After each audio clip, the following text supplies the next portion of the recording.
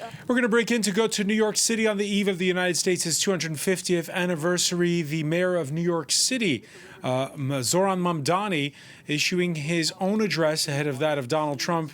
Mamdani, flanked by recently naturalized U.S. citizens. An opportunity to begin anew. Those opportunities, like everything in New York City, are not given.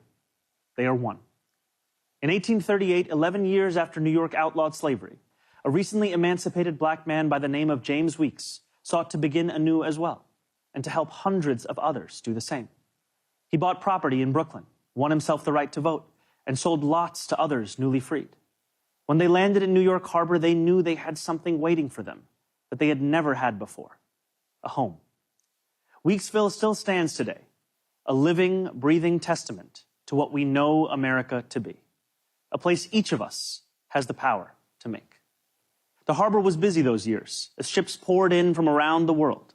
Hundreds of thousands of Irish immigrants arrived with stomachs aching from a famine manufactured by imperial cruelty. Chinese sailors settled in what is today Chinatown.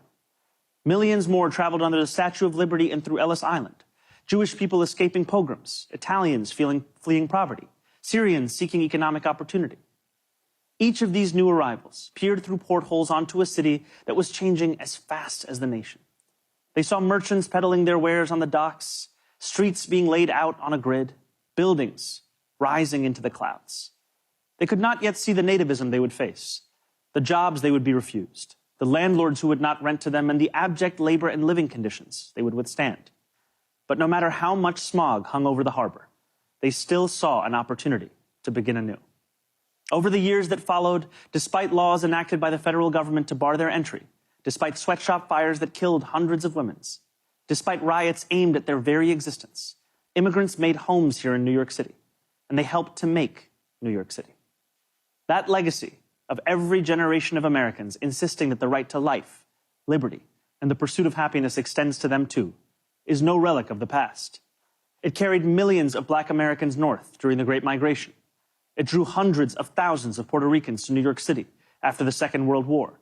It invited countless others from the West Indies and South Asia and West Africa and across the world. And it is what brought my family to this city when I was 7 years old. My family did not arrive by boat, although we saw the Statue of Liberty from the window of the plane. Even from the air, we could make out the promise of America, the promise of the beautiful patriotic work of rendering America, year after year, a little more faithful to its founding ideals.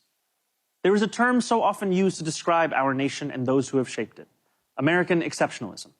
American exceptionalism, the conventional wisdom tells us, makes our freedom a little more free, is how we dug the Erie Canal and irrigated the West, is why children in faraway lands grow up dreaming of one day moving here.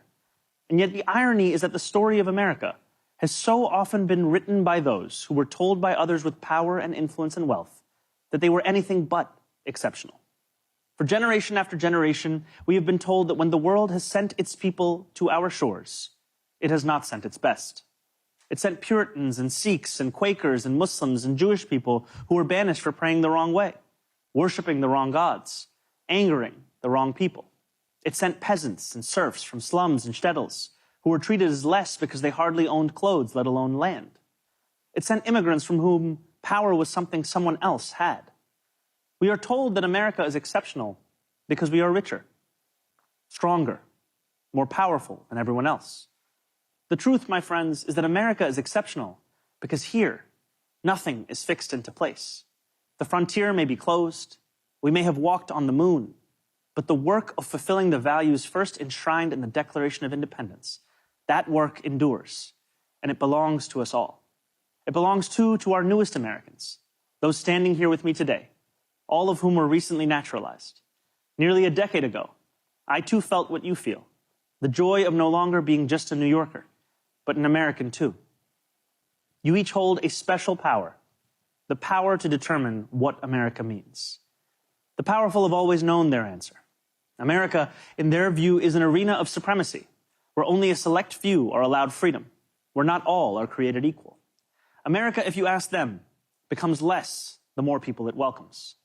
America, they will tell you, belongs only to those with the right accent or the right shade of skin. The rest of us, they insist, should be grateful for merely being allowed to visit. How small they are, how weak, how unoriginal. every moment in our past, those who led through exclusion and isolation have tried to win power and enrich themselves by turning us against one another. Division is the oldest trick in politics and the cheapest. But time and again, including 250 years ago, those forces of division have been vanquished by the forces of progress. As Thomas Paine once wrote, "This new world hath been the asylum for the persecuted lovers of civil and religious liberty. Hither have they fled." And yet today, too many of our leaders do not believe in a vision of this nation as an asylum for the persecuted, but rather as one that persecutes those seeking asylum. As we mark 250 years, what do we see? We see a city of contradictions within a nation of contradictions. We see the wealthiest country in the history of the world, one where children go to sleep hungry while the world's first trillionaire hungers for more. We see monopolies that dominate every industry and oligarchs who buy elections. We see masked agents terrorizing our streets, eating food cooked by our undocumented neighbors before spiriting them away in unmarked vans. We see a nation whose immense wealth has been built by those with calloused, dirt-streaked hands, those who toil on factory floors and chisel into stone. And we see a nation that has allowed so much of that wealth to be held instead in the soft hands of a precious few. Yes, we see America in a health insurance industry that exploits the sick, but that is not all we see when we look for America. We see it too in the nurse who works a double shift and then stops on her way home to check on an ailing neighbor. Yes, we see America in corporate landlords for whom negligence is a business model. We see it too in the father who tucks his children into bed beneath a ceiling stained with leaks, who wakes before dawn to go to work and still believes his country can do better by his family. Yes, we see America when we spend our tax dollars on bombs and bailouts, when we sell our elections to the highest bidder.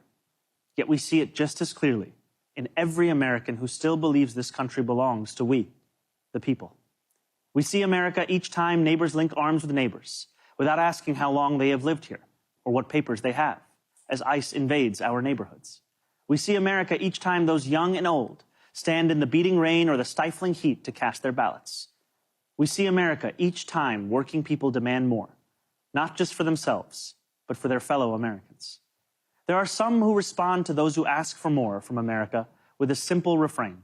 Love it or leave it, they say. But patriotism has never been about pretending our nation is without flaws. Patriotism is every act of righteous dissent. It is every march led under the heavy sun. It is every protest held a decade before its time. It is precisely because we love this nation that we will not leave it. After all, who loves America more than those who have sacrificed so much to make it free? Today, I think not only of the 4th of July, I think too of the 9th of July. 5 days after the Declaration of Independence was signed, it arrived here in our New York City. Redcoats had disembarked on Staten Island. More than 100 British ships loomed just offshore. Across this city, the Continental Army prepared for an invasion. George Washington commanded his brigades to assemble just a few feet from this building. It was known then as the Commons. Today, we call it City Hall Park. There, within range of British guns, Washington ordered his generals to read the Declaration aloud. And with the world's mightiest empire poised to attack, Washington told the people of New York City what we will celebrate tomorrow, that we had declared our independence, that freedom was within reach. That evening, danger loomed.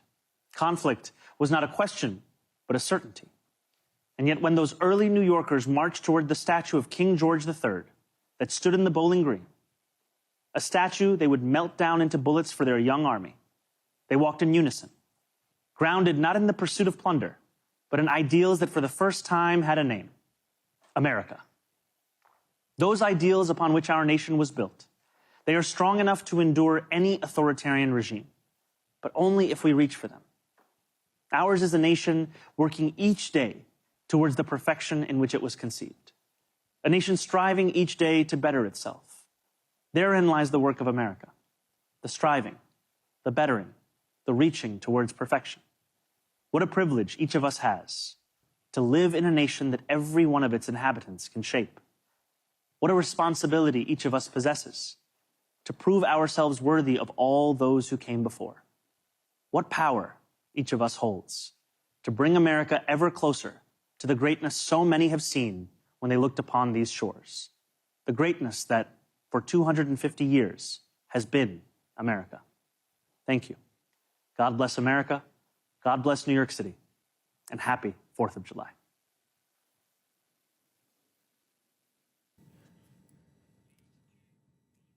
You've been listening to New York City Mayor Zohran Mamdani, flanked by recently naturalized citizens. Patriotism is not about pretending our nation is without flaws, says the Democratic Socialist, who himself was born in Uganda to parents of Indian origin. Mamdani, who in that speech squarely singled out the current occupant of the White House without naming him. We're with Ketevan Gorgistani from our International Affairs Desk before asking about what Donald Trump's message is going to be later when he speaks in North Dakota on this eve of the 250th anniversary of the founding of the United States. A word about what we just heard. The views expressed by Zohran Mamdani, clearly celebrating the immigrants that make up the United States. Is that a minority view? Look, not in New York City, because New York City does pride itself. It's very democratic, it's very diverse, and it prides itself in being a city that is made by and for immigrants, welcoming everybody, and the Statue of Liberty, of course, being the symbol of that. And I think the focus on immigration in all its forms was very clear for Zohran Mamdani, not just because he himself is naturalized, not just because he decided to bring out recently naturalized Americans to join him, but because of the political context in which he gave that speech. He did mention very clearly and very directly ICE and what ICE has done to American society, talking about the masked agents to whisk away people. He really went after the Trump administration's immigration policies and instead presented this other way of seeing immigration, the way most Democrats see it, which is that immigration, when it's done right, is a plus, is something that helps the country. And he sort of gave a history lesson with the sort of lens of immigration, how immigrants built this nation from the very beginning, the different waves and different types of immigration and where we are now. And I think the other thing that is likely to be very different from what we hear later on today from Donald Trump is how he views being patriotic and loving the country of the United States. For him, Zohran Mamdani, just because you love your country doesn't necessarily mean you think it doesn't have flaws and doesn't mean you can't try to make it better. And that is something that you heard from different Democrats in the past, like Joe Biden, who said very often during his term that loving the United States is wanting to make it better and to reach the ideals that it was built on, because yes, some things are good, but some things are also bad, and they want to make this country better for everyone, not just a select few. And that, I think, was the message there of Zohran Mamdani, the New York City mayor. Perhaps one of the highlights of that speech was when he talked about the Statue of Liberty. It was gifted by the French to honor the 100th anniversary of the United States. Immigrants who, for the first time, saw American shores sailing into New York Harbor would see it. He said, "I didn't see it when I was 7 years old from a boat, but from a plane coming from Uganda." Yes, because that is his experience, and he does represent the experience of a lot of Americans, those who maybe weren't born here or whose parents weren't born there. He arrived from Uganda at 7 years old, and he was only naturalized in 2018. So he has lived the immigrant experience, maybe not exactly the same because he comes from a very intellectual family that was maybe not struggling as much as other immigrants have in the United States. But he does represent this side of the United States, a group of Americans that are very much invisible or rejected by the Trump administration that has a lot in the past year, whether it's Donald Trump himself or his administration, really emphasized very clearly sometimes the idea of the United States not being a country built on ideals, but being a country with Christian roots, Christian values, white Christian values. And that is a vision of America that is completely at odds with what we just heard there. Yeah,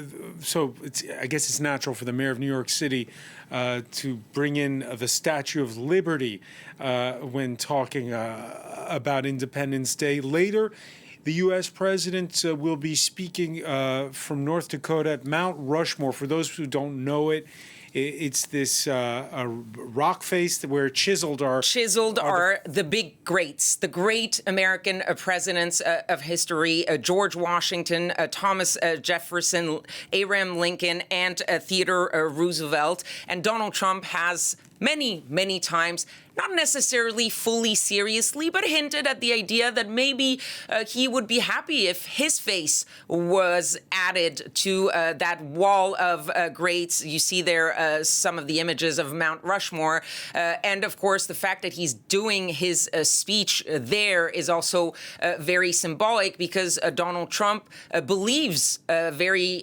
openly that he is one of the greatest presidents this country has ever known, and that he maybe believes that his place is in that sentence with the four that I just mentioned.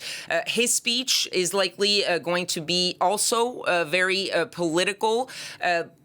The previous speech that he did when he opened the Great American State Fair, it was very much a Trump rally in content and in form. The idea is probably going to be pretty much the same, to show his accomplishments. I doubt that we will have as much of a focus on the history of the United States as we did with Zohran Mamdani's speech, and probably more about what Donald Trump, in his eyes, has done to make America great, all of his accomplishments, because all of these celebrations so far have had a very Trumpian feel to them, with Donald Trump really at the center of the celebration, making some say that this for him is more about celebrating him than it is about celebrating the United States of America.